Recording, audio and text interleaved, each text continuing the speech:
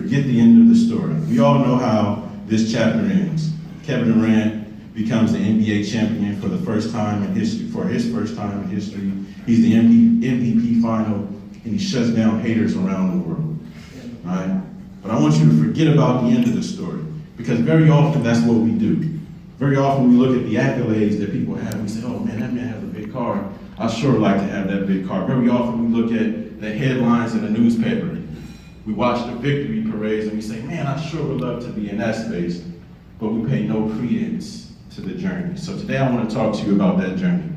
So venture with me a couple of steps before we get to Kevin Durant speaking to us on that television last week.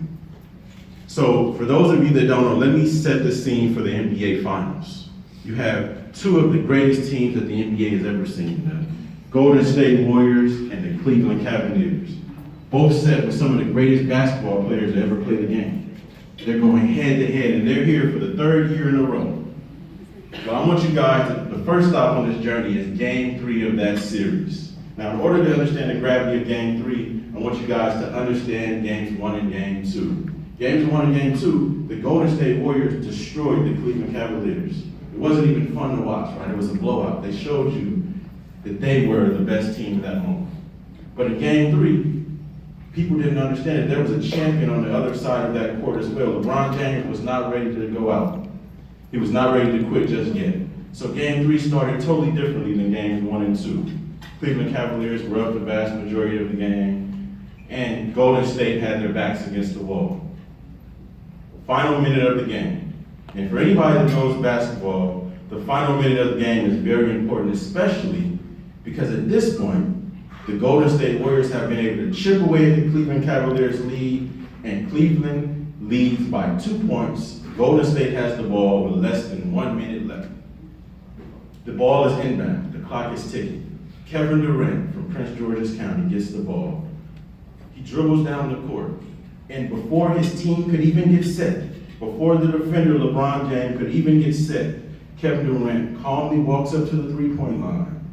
He shoots the shot like he's done many times before, and he hits the game winner before Cleveland can even react. Now, this shot is important for a number of reasons. The first is if he makes that shot, they win the game, but what I didn't tell you is that if he misses that shot, there's no way for them to win, right? The reporter after the match, after they win the game, the reporter comes up to Kevin Durant and she says, help me understand what you were thinking in that moment. What gave you the confidence to shoot that ball? There were so many other options.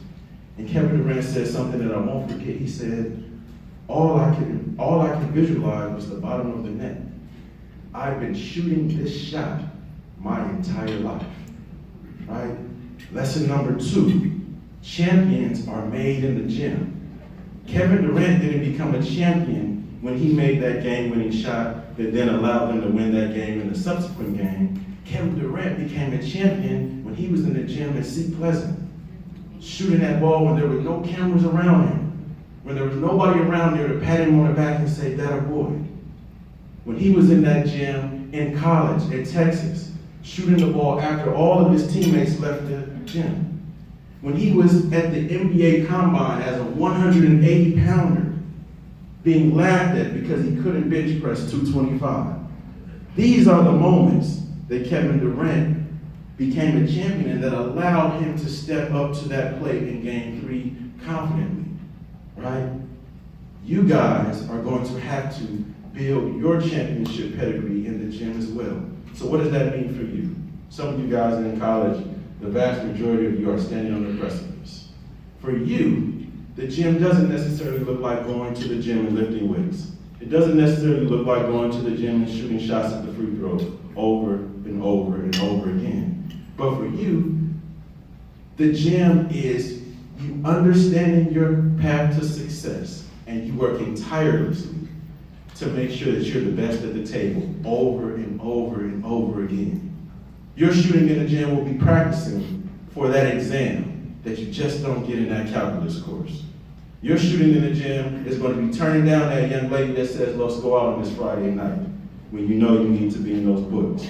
Your shooting in the gym is going to look different from Kevin Durant's, but you have the ability to build your championship pedigree in the same vein. So what I want to tell you is, on the front end, don't look for those headlines. Don't visualize yourself as Kevin Durant speaking to the crowds as the champion. Visualize yourself as Kevin Durant in Seat Pleasant Gym, shooting that ball over and over and over again, so that when you have the opportunity to shoot the shot, you can shoot it with just as much confidence. Now venture with me back a little bit further on that journey. Same Kevin Durant, same guy that practices tirelessly, but take it back to 2012. Kevin Durant was in the same NBA Finals, his very first NBA Finals, as a matter of fact. And this time he's going against that same guy, LeBron James. But it ends up a little bit differently. A number of those shots that he made last week, he missed in 2012. A number of those opportunities that he took last week, he missed in 2012. And although he was that same tireless athlete, that same guy that shot those shots in the gym in Seat Pleasant, he came up short. Gym number 3, sometimes failure is the best thing that could ever happen to you, right? Because Kevin Durant wasn't ready to be a champion in 2012. By failing, Kevin Durant knew that he had to be a better version of himself. Not to get to a better team, that's the easy way out. He had to be the best version of Kevin Durant so that when game 3 came in 2017, he could step up and stroke like he's done his entire life. Don't be afraid to fail. As a matter of fact, run into failure. Because when you fail, you have the opportunity to learn much more than if you succeed. Right? Muhammad Ali said it's not about getting knocked down 7 times, it's about the man that gets up 8 times. So what does it look like for you to get up off the mat in these next couple of years? Hopefully you won't be boxing and you won't physically be getting up off a mat. But I guarantee you, and this is funny to say in a motivational speech, I guarantee you will fail. I guarantee you will fail. The task is, how do you get back up?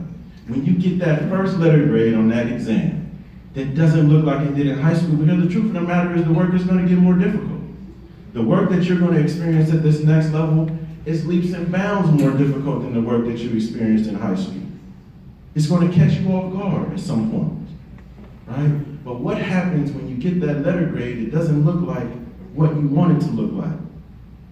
What happens when you don't get into the campus, right? When you attempt to get into an organization, right? Because everybody's not able, right? What happens when you don't get into that organization that you wanted to get in your entire life? What happens when that young lady that you've been courting that entire time tells you, nah, I'm not interested? There are lots of different ways that you'll be on the mat in these next couple of years. But I want you now to fast forward to the end of Kevin Durant's story. Because if Kevin Durant hangs it up in 2012, yes, he won a scoring title. Yes, he was a great player in high school. He was even a great player for his 1 year in college. But if he stops in 2012, then he never gets a chance to be that champion that he's preparing to be his entire life. I don't want you guys to stifle your greatness by being discouraged by the failures that will be in front of you. We have all failed. Your parents have failed. The delegates have failed. The congressmen have failed. The president of the United States, if you read his biography, he failed as well, our president.